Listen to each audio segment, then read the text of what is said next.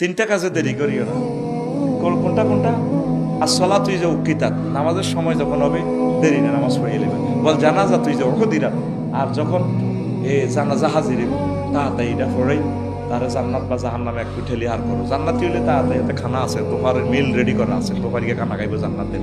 আর জাহান্নামে হইলে তেতির মুখ রেডি আছে, এত সময় মনি রান্না খাদাও মা গো, এত তো বড় লোক 3-4 দিন তো রান লাগে এতে রে লাশে ফিরিস গাড়ি করে গাড়ি এটা চলে আমরা হাই স্কুল মাঠে কলেজ মাঠে সোনাই মনি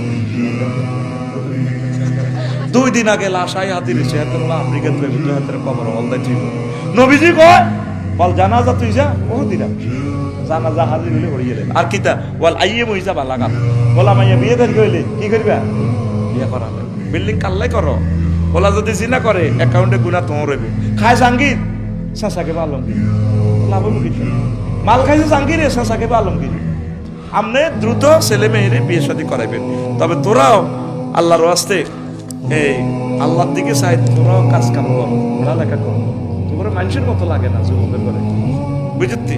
নামাজ কালমা পড়বি, একামত দিনের কাজ করবি, কোরআনের অতন্দ্র প্রহরী হইবি।